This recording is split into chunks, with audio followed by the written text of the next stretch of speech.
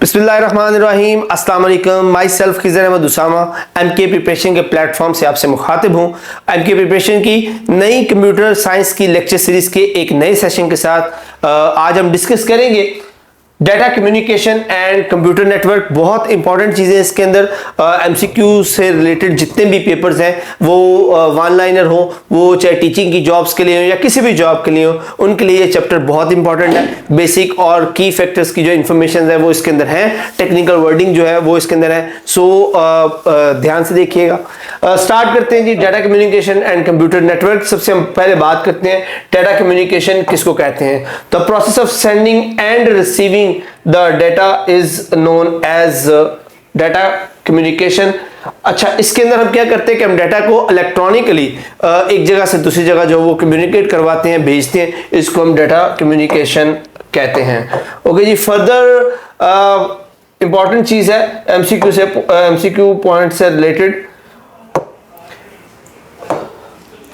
Components of a data communication. एक data communication के अंदर कौन कौन से जो कंपोनेंट्स हैं वो शामिल होते हैं। तो सबसे पहले इसके अंदर होता है जी message, sender, receiver, transmission media और इनकोडर एंड डीकोडर। इसको हम डिटेल से भी देखेंगे ये सारी क्या चीजें हैं। यहाँ पर आप देख सकते हैं कि डाटा ट्रांसमिशन की सिस्टम की जो एक डायग्राम, ब्लॉक डायग्राम यहाँ पर दिखाई गई है। आप देख सकते हैं कि हमारा इंफॉर्मेशन जो सोर्स होता है वहां से मैसेज या सिग्नल्स को लेते हैं और फिर ट्रांसमीटर के जरिए उसको ट्रांसमिट करवाते हैं। उससे पहले हम इनकोडर लगाते हैं। इनकोडर और डीकोडर क्या होते हैं आगे डिटेल से हम देखेंगे। और उसके बाद उस सिग्नल को ट्रांसमिट करते हैं एक चैनल के थ्रू और वो सिग्नल फिर डीकोडर को रिसीव होता है। डीकोडर उसको दोबारा ओरिजिनल फॉर्म में कन्वर्ट करता है और उसके बाद वो उस रिसीवर को भेज देता है। रिसीवर उस मैसेज या सिग्नल को जहां पर उसकी जरूरत होती है वहां पर पहुंचा देता है। तो असल में जो टेलीकम्युनिकेशन है उसके अंदर जो डाटा ट्रांसमिशन का जो मीडिया का ट्रांसमिशन का जो चैनल बनता है उनमें ये सारे स्टेप्स होते हैं। अब वन बाय वन जरा हम इनको देखते हैं कि इनमें ये जितने कंपोनेंट शामिल हैं उनका मतलब क्या है। सबसे पहले तो हम बात करते हैं मैसेज की। What is a message? Message जो है वो डाटा होता है जिसको भेजा जाना है। जिस डाटा को आप भेजना चाहते हैं उसको मैसेज कहते हैं। ये कोई पिक्चर हो सकती है, कोई आवाज हो सकती है, कोई वीडियो हो सकती है, कोई टेक्स्ट मैसेज हो सकता है, कुछ भी हो सकता है, एनीथिंग, कोई भी चीज जो भी आप सेंड करना चाह रहे हैं वो आपका मैसेज कराएगी। उसके बाद सेंडर वो डिवाइस है जो उस डाटा को सेंड करना चाहती है। ये कोई कंप्यूटर भी हो सकता है या इसके अलावा कोई और जो मोबाइल फोन है वो हो सकता है, कैमरा, कोई भी चीज जो डाटा को सेंड कर सकती हो किसी नेटवर्क के ऊपर उसको हम सेंडर कहते हैं। उसके बाद रिसीवर वो डिवाइस है जो उस डाटा को रिसीव करती है जिस पर हम उसको भेजना चाहते हैं। और अगेन ये कोई भी डिवाइस हो सकती है, कंप्यूटर है, मोबाइल फोन है, फैक्स मशीन है, anything which can receive data from the network, वो सारी की सारी डिवाइसेस हमें रिसीवर कहलाती हैं। उसके बाद आ जाता है जी ट्रांसमिशन मीडिया। ट्रांसमिशन मीडिया क्या है? ये वो पाथ है जिसके ऊपर आपका मैसेज या आपकी जो इंफॉर्मेशन है वो ट्रेवल करेगी, सेंड होगी। ये वो पाथ कहलाता है। पाथ है ये कितनी तरह के हैं वो आगे हम डिटेल से देखते हैं। लेकिन आगे उस पाथ्स के बारे में डिस्कस करने से पहले हम बात करते हैं इनकोडर और डीकोडर की। इनकोडर और डीकोडर क्या है? तो इनकोडर और डीकोडर ऐसे डिवाइसेस हैं जो उसको डिजिटल सिग्नल को उस फॉर्म में कन्वर्ट करती हैं जिससे उस डाटा को ट्रांसमिट किया जाना है। फॉर एग्जांपल, अगर हम अपनी आवाज को कहीं भेजना चाहते हैं तो इस आवाज को हम पहले इलेक्ट्रिक सिग्नल में कन्वर्ट करेंगे जिसके हम माइक को इस्तेमाल करते हैं। तो माइक एक्चुअली एक इनकोडर है जो मेरी आवाज को इलेक्ट्रिकल सिग्नल्स में कन्वर्ट कर रहा है। और उसके बाद जब ये डाटा ट्रांसमिट होकर आगे चला जाता है तो वहां पर जो स्पीकर है वो इलेक्ट्रिकल सिग्नल को रिसीव करके दोबारा आवाज में बनाता है, तो वो डीकोडर कहलाएगा। मतलब वो तमाम डिवाइसेस जो मैसेज को उस चैनल में या उस मीडिया में कन्वर्ट करेंगे जिससे उसको भेजा जाना मकसूद है तो उसको हम इनकोडर्स कहते हैं। और वो तमाम डिवाइसेस जो उस चैनल से दोबारा मैसेज को ओरिजिनल शेप में लेके आए उसको हम डीकोडर कहते हैं। ओके जी, अब हम बात करते हैं कम्युनिकेशन मीडिया की। कम्युनिकेशन मीडिया पाथ है एक्चुअली जिसपे आप उसको डाटा को सेंड करते हैं। ये एक्चुअली दो कैटेगरीज होती हैं, वायर्ड और वायरलेस। या वायर्ड तार के जरिए, तार वाला मीडियम, या बगैर तार वाला वायरलेस जो मीडियम कहलाता है। अब हम सबसे पहले बात करते हैं फिजिकल ट्रांसमिशन मीडिया की। फिजिकल ट्रांसमिशन मीडिया के अंदर एक्चुअली फिजिकल चीजें जो है वो इन्वॉल्व होती हैं, जैसे कि हम उसको कह सकते हैं केबल्स होती हैं। इस मीडियम को हम गाइडेड मीडियम भी कहते हैं, क्योंकि इसके अंदर हम जो डाटा है या जो मैसेज है उसको एक गाइडेड वे में, एक गाइडेड चैनल में भेजते हैं। तो जिधर जिधर वो चैनल ट्रैवल करेगा उधर उधर वो जो मैसेज है या मीडिया जो है वो ट्रैवल करेगा। इसी वजह से हम इसको बाउंडेड मीडिया भी कहते हैं, क्योंकि ये बाउंड होता है उस मीडिया के साथ। जिधर जिधर वो मीडिया जाएगा, जिधर जिधर वो ट्रांसमिशन पाथ जाएगा, वहीं वहीं पर वो मैसेज जा सकता है। अब हम उस फिजिकल पाथ या जो हमारे पास ये गाइडेड मीडिया है उसकी टाइप्स देखते हैं। उसमें सबसे पहला और सबसे ज्यादा इस्तेमाल होने वाला ट्विस्टेड पेयर केबल है। या पिक्चर में देख सकते हैं ट्विस्टेड पेयर केबल्स के अंदर एक्चुअली दो केबल्स जो है वो पेयर्स की फॉर्म में आपस में ट्विस्ट हुई होती हैं। इनको आपस में ट्विस्ट करके एक जो उसके ऊपर कवर होता है उसके अंदर इसको भेजा जाता है, जिसके अंदर दो कॉपर या ट्रांसमिटिंग वायर्स जो होती हैं उनको ट्विस्टेड होती हैं, एक दूसरे के पैरेलल चल रही होती हैं, और दो सेपरेटेड वायर्स होती हैं। और ट्रांसमिशन नॉइस को कम करने के लिए इनको एक दूसरे के ऊपर लपेटा जाता है ताकि करीब तरीन रहे, उनमें डिस्टेंस ना आए, जिसकी वजह से उसके अंदर कोई नॉइसेस पैदा ना हो। इसके लिए इनको एक दूसरे के ऊपर ट्विस्ट किया गया होता है। अब हम इस ट्विस्टेड पेयर के एडवांटेजेस और डिसएडवांटेजेस की बात करते हैं। तो सबसे पहले तो जो इसके एडवांटेजेस हैं, ये इसकी इंप्लीमेशन या टर्मिनेशन सिंपल है। आप सिंपल केबल ने दोनों साइडों पर कनेक्ट करें और आपका मीडिया तैयार है। उसके बाद ये लेस एक्सपेंसिव है, तारें सस्ती मिल जाती हैं। उसके बाद वेट उनका बहुत कम है, बड़े आसानी से हम उसको कनेक्ट कर सकते हैं। उसके बाद बेस्ट परफॉर्म करती हैं शॉर्ट डिस्टेंस के लिए। अगर डिस्टेंस ज्यादा होगा तो ऑब्वियसली उनकी रेजिस्टेंस, वायर की रेजिस्टेंस की वजह से उनमें प्रॉब्लम्स आना शुरू हो जाएंगे। फ्लेक्सिबल होती हैं, हम उनको किसी भी तरह किसी भी डायरेक्शन में मोड़ सकते हैं और किसी भी जगह पर ले जा सकते हैं उसको। उसके बाद suitable for data and voice infrastructure, voice और डाटा ट्रांसमिशन के लिए बड़ी सूटेबल होती हैं, क्योंकि फिजिकल मीडियम है तो उसके अंदर फॉर शॉर्ट डिस्टेंस जो डाटा लॉस है उसके चांसेस बहुत कम होते हैं। ओके जी, नेक्स्ट इसके हम डिसएडवांटेजेस की अगर बात करें तो अटेन्युएशन है, जिसके अंदर डिग्रेडेशन हो जाती है सिग्नल की लॉन्ग डिस्टेंस के ऊपर। जैसे मैंने आपको बताया जब हम लॉन्ग डिस्टेंस पर वायर्स को इस्तेमाल करते हैं तो वायर्स की इंटरनल रेजिस्टेंस की वजह से जो डाटा है या जो सिग्नल है वो रिड्यूस हो जाता है, वो डिके आउट हो जाता है, उसकी जो स्ट्रेंथ है वो वीक हो जाती है। पोर सिक्योरिटी होती है, कहीं पे आप कहीं पे भी जैसे वायरिंग की होती है, हम इसको कहीं से भी काट के उसको टैप किया जा सकता है, डाटा को चोरी किया जा सकता है, सिग्नल को इंटरप्ट किया जा सकता है। उसके बाद आसानी से टूट जाती हैं क्योंकि बहुत बारीक होती हैं, और ड्यूरेबिलिटी बहुत कम है, इनको मेंटेन करना पड़ता है रेगुलरली। प्लास्टिक है, डिग्रेड हो जाता है, टूट जाता है। उसके बाद ससेप्टेबल इलेक्ट्रोमैग्नेटिक इंटरफेरेंस है कि EMI यानी कि इलेक्ट्रोमैग्नेटिक फील्ड से ये इंटरप्ट हो सकती हैं। इनका जो इसके अंदर मैसेज ट्रेवल कर रहा है, अगर कोई एक्सटर्नल इलेक्ट्रिक या मैग्नेटिक फील्ड इसके ऊपर आता है उसकी वजह से वो सिग्नल या मैसेज है वो इंटरप्ट हो सकता है। ओके जी, सेकंड जो फिजिकल हमारे पास मीडिया है that is coaxial cable. Coaxial cable की यहां पर अगर मैं आपको दिखा सकूं, ये एक पिक्चर आप देख सकते हैं। कोएक्सियल केबल में क्या होता है, हमारे पास सेंटर में एक कॉपर की वायर होती है, उसके ऊपर इंसुलेशन होती है, फिर एक कॉपर की मैश होती है और फिर आउटर लेयर होती है। इसको कोएक्सियल केबल कहते हैं। ये सेंट्रल जो कॉपर की लाइन है इसके अंदर सिग्नल ट्रैवल करता है और बाकी इसकी इंसुलेशन होती हैं। अमूमन जो है वो इसकी 3 लेयर्स गिनी जाती हैं। First is an insulating material, जो सेंटर में बारीक सी कॉपर वायर होती है। उसके बाद एक ब्रेडेड मैश होती है, उसके ऊपर जाली की तरह एक तार होती है, और उसके ऊपर आखिर में जो प्लास्टिक की कवर या कोटिंग होती है जो उसको महफूज रखती है।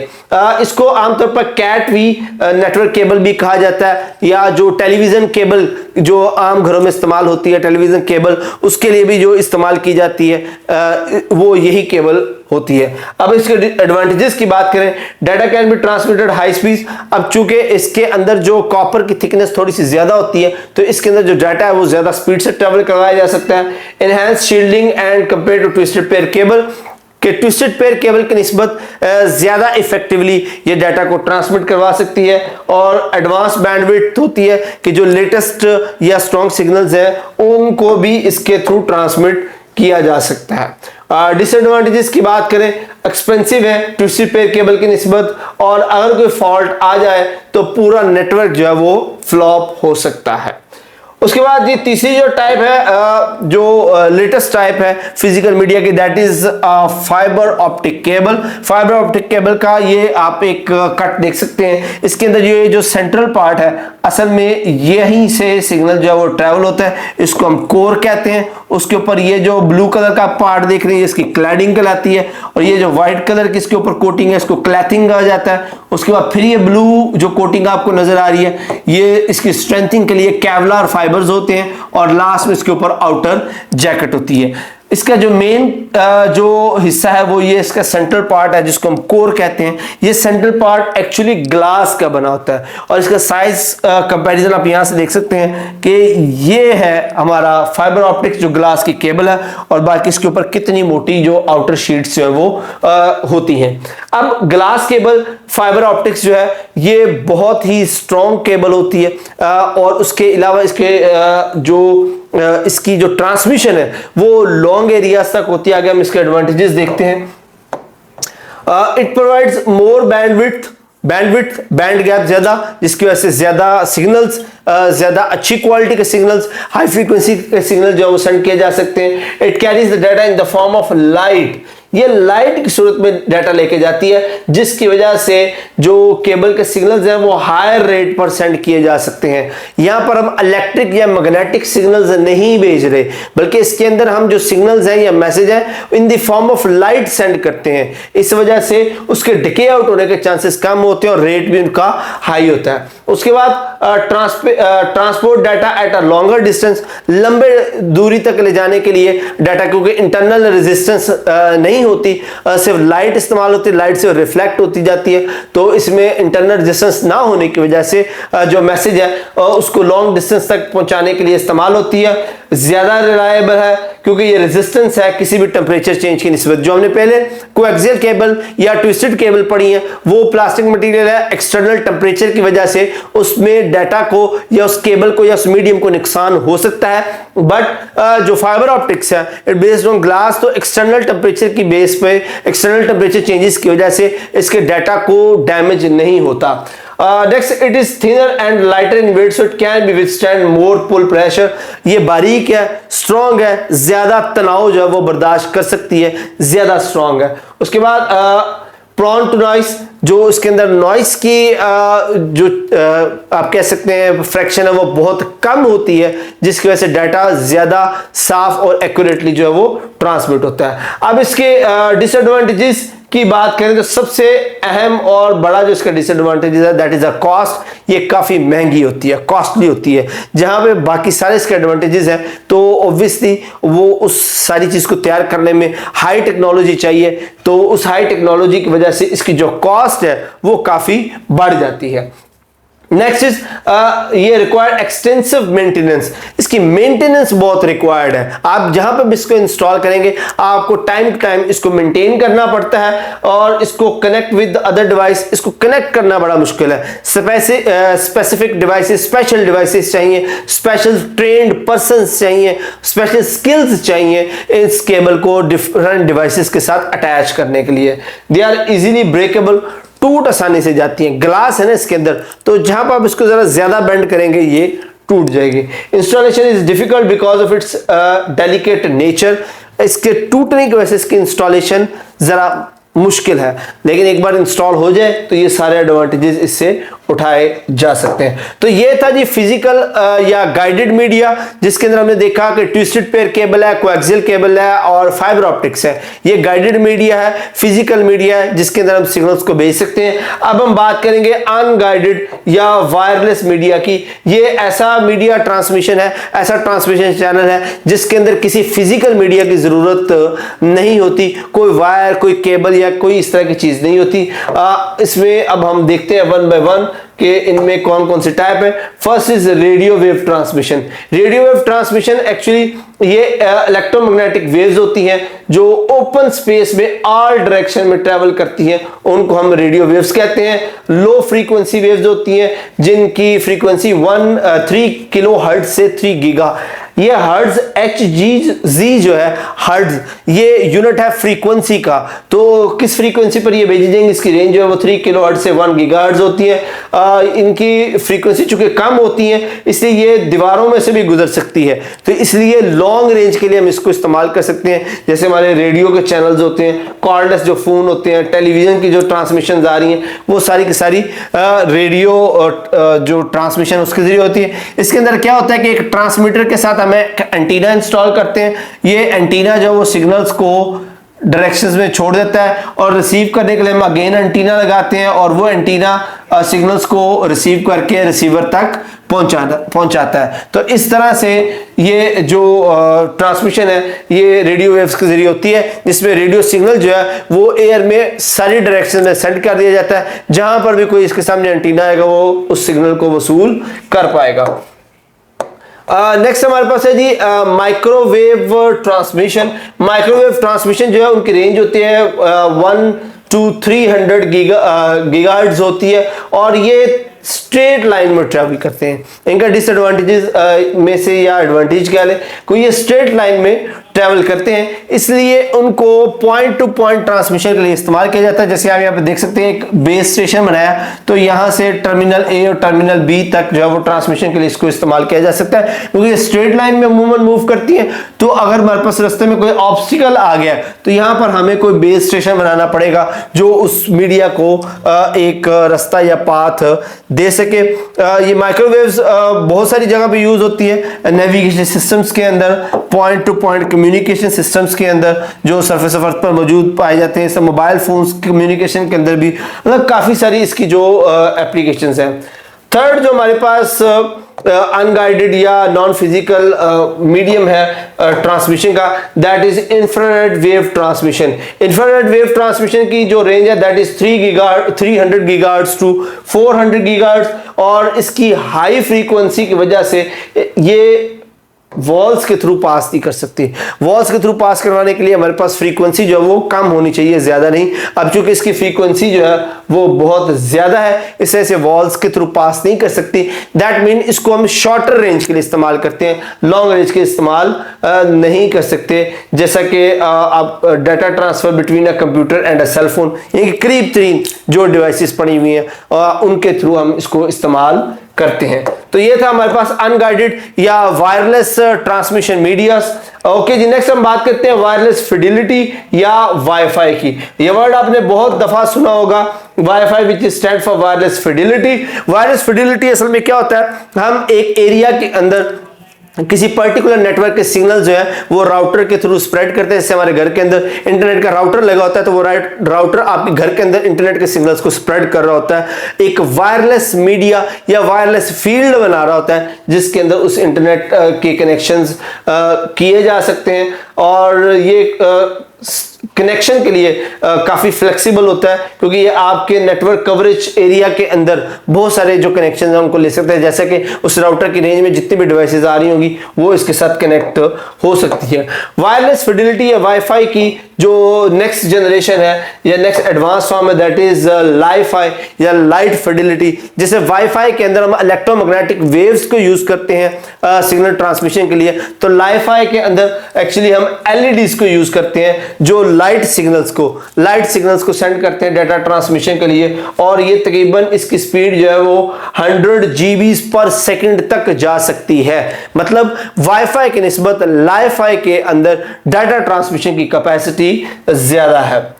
ओके जी, नेक्स्ट हमारे पास है वायरलेस ट्रांसमिशन सर्विसेज। जो वायरलेस के जरिए हम जो ट्रांसमिशन सर्विसेज ले सकते हैं उसमें सेलुलर कम्युनिकेशन है, सैटेलाइट कम्युनिकेशन है, ग्लोबल पोजीशनिंग सिस्टम है और ब्लूटूथ है। हम इनको वन बाय वन देखते हैं। ये क्या है? Cellular communication. सबसे पहले ये कम्युनिकेशन एक्चुअली मोबाइल डाटा के थ्रू जो हमारा नेट चलता है उसको हम सेलुलर कम्युनिकेशन कहते हैं। Cellular network is a radio network distributed over a vast area through hexagonal cells, यानी कि जो हमारे डिफरेंट एरियाज के अंदर जो टावर्स के जरिए सिग्नल्स पहुंचाए जाते हैं एक बड़े एरिया के अंदर, उनको हम सेलुलर कम्युनिकेशन कहते हैं। उसके बाद सेकेंडली हमारे पास है जी सैटेलाइट कम्युनिकेशन। अब सेलुलर कम्युनिकेशन एक्चुअली लोकली होती है, यानी कि जमीन के ऊपर एक बड़े एरिया को तो कवर करती है, but not for all the world. तो वहां पर स्टेप इन करता है जी हमारा सैटेलाइट। सैटेलाइट के जरिए ये जो कवरेज होती है नेटवर्क्स की, वो वर्ल्ड वाइड कवरेजेस होती है। पूरी दुनिया के अंदर आप सैटेलाइट के जरिए कम्युनिकेट कर सकते हैं। जो डाटा ट्रांसमिशन है सैटेलाइट के थ्रू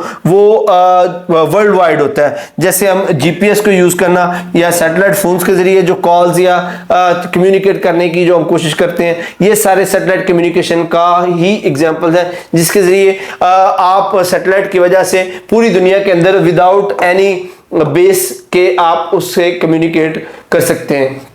उसके बाद हमारे पास आ जाता है जी global positioning system. Global positioning system भी एक्चुअली सैटेलाइट बेस्ड ही है। हमने जमीन के ऊपर कुछ सैटेलाइट्स भेजे हुए जो पूरी जमीन को कवर कर रहे हैं, तो सैटेलाइट की उन आपस में कम्युनिकेशन की वजह से हम जमीन के ऊपर कोई पर्टिकुलर पॉइंट, कोई लोकेशन जो उसको ट्रैक करके फॉलो कर सकते हैं, जिसको असिस्ट करने के लिए हमारे मोबाइल्स में या ऑटोमोबाइल्स के अंदर जो एप्लीकेशंस वो इंस्टॉल होती हैं, वो एप्लीकेशंस एक्चुअली सैटेलाइट्स के साथ कम्युनिकेट कर रही होती हैं और उनके साथ कम्युनिकेट करके वो किसी लोकल पोजीशन को लोकेट करती हैं। इसको हम जीपीएस या ग्लोबल पोजीशनिंग सिस्टम कहते हैं। उसके बाद आ जाता है जी हमारे पास ब्लूटूथ। ब्लूटूथ एक जो छोटी रेंज के लिए 10 मीटर की रेंज के अंदर डाटा ट्रांसमिशन के लिए इस्तेमाल होता है। ऑलमोस्ट सभी कंप्यूटर, लैपटॉप्स में या मोबाइल्स में ये डिवाइसेस मौजूद होती हैं और हम इस पर्टिकुलर डिवाइस के जरिए एक डिवाइस से दूसरी डिवाइस में जो डाटा वो ट्रांसमिट कर सकते हैं within the range of 10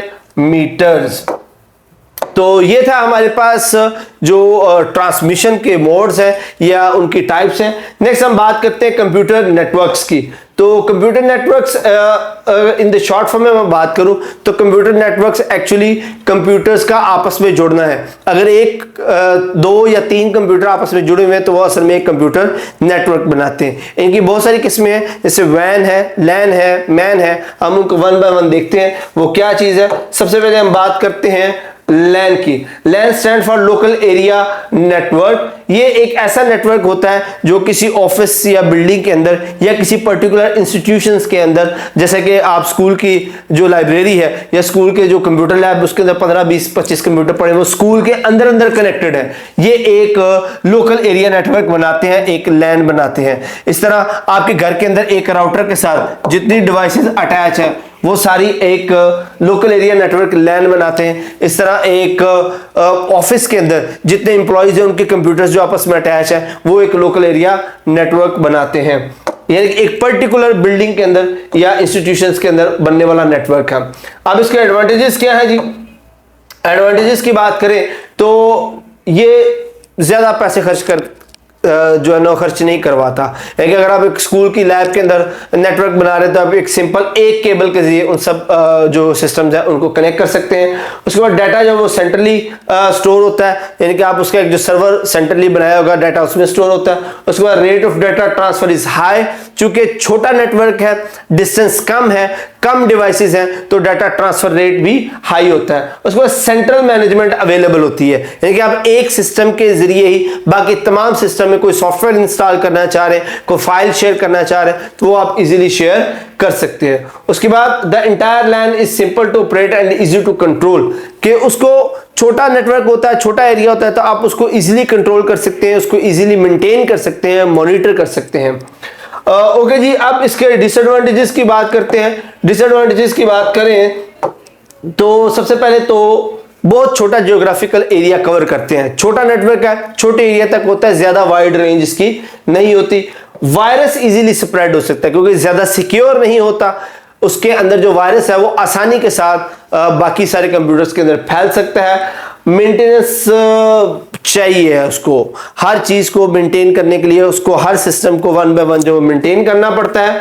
failure of central device में फेल द होल नेटवर्क। अगर आपका मेन सर्वर बैठ जाए तो आपके सारा नेटवर्क जो है वो बंद हो सकता है। और केबलिंग बहुत सारी रिक्वायर्ड होती है। 15, 20, 25 कंप्यूटर्स हैं तो आप उनके सब के साथ केबलिंग करनी पड़ेगी, फिर आपका नेटवर्क एस्टेब्लिश होगा। तो ये थे उसके कुछ डिसएडवांटेजेस। अब अगली हम बात करते हैं, अगला जो नेटवर्क है जो इससे थोड़ा सा बड़ा है, इसको हम कहते हैं wide area network. Wide area network. अच्छा, वाइड एरिया नेटवर्क, इसको अगर मैं थोड़ा सा स्पेसिफिकली बात करूं तो हम यूं कह सकते हैं, जो लैन है, लोकल एरिया नेटवर्क्स हैं, उन सारे छोटे छोटे नेटवर्क्स को अगर हम मिला दें तो वो एक वाइड एरिया नेटवर्क बन जाएगा। फॉर एग्जांपल, एक सिटी के अंदर एक स्कूल का जो लोकल एरिया लैन है, एक हॉस्पिटल का लैन है, एक बिजनेस ऑफिस का लैन है, उन सारे लैंस को अगर हम मिला दें तो वो वाइड एरिया नेटवर्क बन जाएगा। ये एक सिटी के अंदर भी हो सकता है या डिफरेंट सिटीज के अंदर भी हो सकता है, और इसकी रेंज काफी ज्यादा होती है। फॉर एग्जांपल कि आपका एक ऑफिस लाहौर में है, उसको आप कनेक्ट करते हैं फैसलाबाद के किसी ऑफिस के साथ। अब लाहौर वाला ऑफिस एक लोकल एरिया नेटवर्क है, फैसलाबाद वाला ऑफिस दूसरे लोकल एरिया का नेटवर्क है, तो दो लोकल एरिया नेटवर्क को जब हम मिलाएंगे तो वो वाइड एरिया नेटवर्क बन जाएगा। तो दो या दो से ज्यादा लोकल एरिया नेटवर्क्स मिलकर वाइड एरिया नेटवर्क्स जो है वो बनाते हैं। या पिक्चर में आप देख सकते हैं, जैसे इस कंपनी का एक लोकल एरिया नेटवर्क है, इस कंपनी का लोकल एरिया नेटवर्क है, एक इस कंपनी का लोकल एरिया नेटवर्क है। आप उन सबको कनेक्ट करवा दें किसी थर्ड पार्टी के साथ तो ये आपका वाइड एरिया नेटवर्क बन जाएगा। अब इसके एडवांटेजेस और डिसएडवांटेजेस की बात करते हैं तो हमारे पास सबसे पहले हम इसके एडवांटेजेस की बात करें, it covers large geographical area. तो जैसे मैंने आपको बताया कि ये छोटे छोटे नेटवर्क से मिलकर बनता है तो एक बड़े एरिया को ये कवर करता है। उसके बाद it provides more privacy to user, ये ज्यादा सिक्योर है। लैन की निस्बत जो वैन है वो ज्यादा सिक्योर है, ज्यादा कंट्रोलेबल है। उसके बाद द कम्युनिकेशन ऑन वैन इज सिंपल, आसानी के साथ आप कम्युनिकेट कर सकते हैं। इंफ्रास्ट्रक्चर जो है वो सेंट्रलाइज, इसका आईटी इंफ्रास्ट्रक्चर है वो सेंट्रलाइज होता है। डिसएडवांटेजेस की बात करें तो चूंकि नेटवर्क्स काफी सारे होते हैं, रेंज काफी सारी होती है, तो डाटा की जो स्पीड है वो स्लो हो जाती है, स्लो डाटा ट्रांसमिट होता है। उसके बाद मेंटेनेंस जो वो कॉम्प्लेक्स हो जाती है, क्योंकि आपने बहुत सारे छोटे छोटे नेटवर्क्स को मिलाया होता है तो इस वजह से उसकी जो मेंटेनेंस है वो थोड़ी सी कॉम्प्लेक्स हो जाती है, उसको मेंटेन करना थोड़ा मुश्किल होता है। उसके बाद सेटअप कॉस्ट ऑफ वैन इज वेरी हाई, कि अगर आपने एक सिटी के अंदर अगर नेटवर्क बनाना है तो उन सारे छोटे छोटे एरियाज को कनेक्ट करने के लिए आपको काफी बड़ा इंफ्रास्ट्रक्चर बनाना पड़ता है, जिसकी वजह से उसकी कॉस्ट भी बढ़ जाती है। उसके बाद it is not reliable network, ये रिलायबल नहीं है, कहीं से भी इसको ब्रीच किया जा सकता है, इसको ब्रेक किया जा सकता है, हैकर इसको अटैक कर सकते हैं, कहीं से भी इस सिस्टम के अंदर घुसा जा सकता है।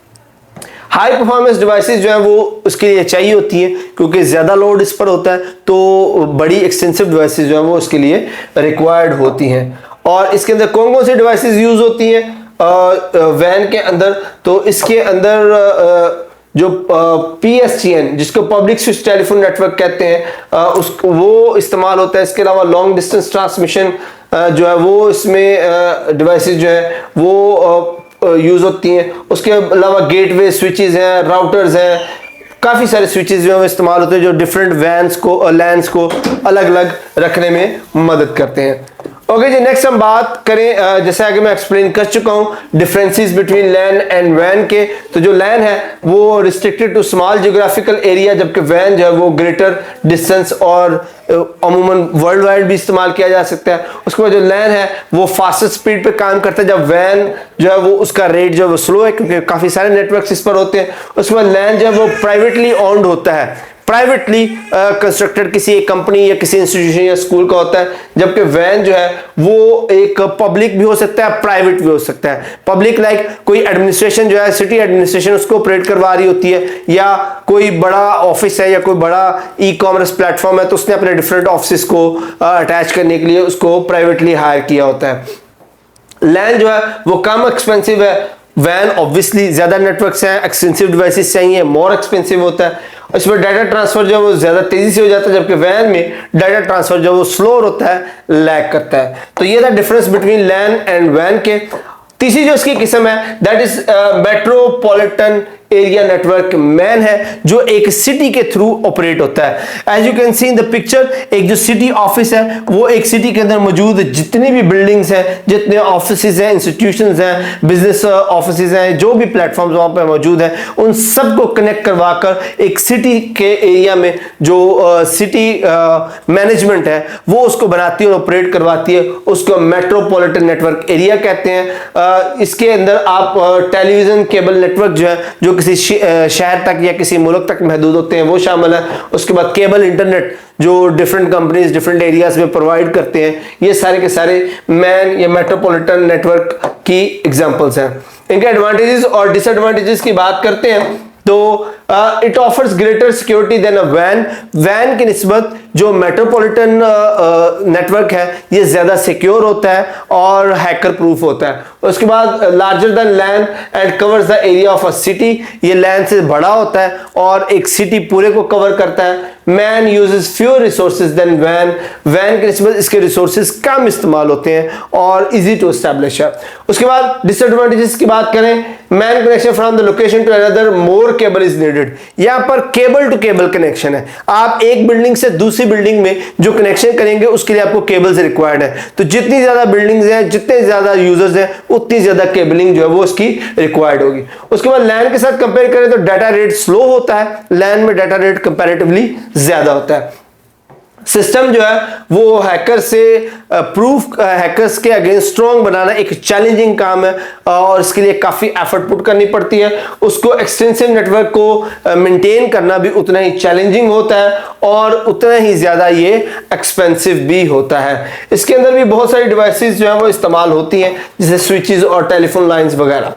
ओके जी, लास्ट जो इसकी टाइप है हमारे पास that is a virtual private network, VPN. इसके नाम से आप लोग वाकिफ होंगे। ये वर्चुअल प्राइवेट नेटवर्क है। ये एक्चुअली आपको नेटवर्क के ऊपर, इंटरनेट के ऊपर सिक्योर बनाता है कि जब आप एक यूजर इंटरफेस जो है वो उसको इंटरनेट के साथ कनेक्ट करने की कोशिश करता है या कनेक्ट होता है तो जो वीपीएन है वो आपके हैकर्स को आपकी ओरिजिनल आइडेंटिटी प्रोवाइड नहीं होने देता। ये एक ऐसा वर्चुअल मास्क बना देता है जो आपके जो एक्सटर्नल यूजर्स हैं वो उसको एक्यूरेटली आइडेंटिफाई नहीं कर पाते, जबकि आप इंटरनेट के साथ एक्यूरेटली डाटा को ट्रांसमिट कर पाते हैं। तो जो वर्चुअल प्राइवेट नेटवर्क है ये एक्चुअली आप यूं कह सकते हैं कि ये आपके जो इंटरनेट के ऊपर आपका एड्रेस है उसको वर्चुअली चेंज कर देता है, जिसकी वजह से आप इंटरनेट के ऊपर जो डाटा ट्रांसमिशन है वो ज्यादा सिक्योर तरीके से कर सकते हैं।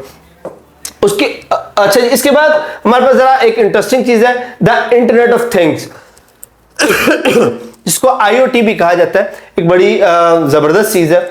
इसके अंदर आप देखें, network of interconnected computing devices is known as internet of things. आप इसके अंडरस्टैंड करने के लिए सिंपल एग्जांपल देखिए, एक पर्सन जिसके अंदर हार्ट मॉनिटर इंप्लांट हुआ हुआ है, एक आदमी, और उसके अंदर उसका एक personal heart monitor implant as a छोटा सा कंप्यूटर, ये नेटवर्क ऑफ थिंग्स है। एक आदमी अपने उस डिवाइस के साथ एक नेटवर्क बना रहा है, इसको नेटवर्क ऑफ थिंग कहते हैं। जैसे फार्म एनिमल पर जो बायोचिप लगी होती है, ये एक नेटवर्क ऑफ थिंग है। एक व्हीकल है, उसके ऊपर जितने सेंसर्स लगे हुए हैं वो उस व्हीकल के साथ कम्युनिकेट कर रहे हैं। तो ये जो छोटे छोटे नेटवर्क बन रहे हैं किसी एक पर्सन के साथ, उसको हम नेटवर्क ऑफ थिंग्स कहते हैं। ओके जी, नेक्स्ट हमारे पास है जी एम्बेडेड कंप्यूटर्स। ये थोड़ी सी एक स्पेसिफिक एग्जांपल है। जो एम्बेडेड कंप्यूटर्स है ये बेसिकली किसी एक स्पेसिफिक, जनरली तो कंप्यूटर बहुत सारे काम कर सकता है, बट एम्बेडेड कंप्यूटर किसी चीज के अंदर या किसी बड़ी डिवाइस का एक छोटा सा हिस्सा होता है और वो एक स्पेसिफिक काम को परफॉर्म करने के लिए इस्तेमाल होता है। फॉर एग्जाम्पल जैसे ट्रैफिक कंट्रोल सिस्टम है, ट्रैफिक कंट्रोल सिस्टम है, उसके अंदर भी अगर छोटी सी चिप लगी होती है, वो छोटी सी चिप एक्चुअली एक एम्बेडेड सिस्टम है, एक एम्बेडेड कंप्यूटर है। वो एम्बेडेड कंप्यूटर सिर्फ उस जो ट्रैफिक लाइट है उसको ऑपरेट कराने के लिए इस्तेमाल होती है। तो एम्बेडेड कंप्यूटर किसी बड़ी डिवाइस के एक छोटा सा हिस्सा होते हैं जो किसी एक स्पेसिफिक टास्क को परफॉर्म करने में मदद देते हैं। ओके जी, नेक्स्ट हमारे पास है एम्बेडेड सिस्टम।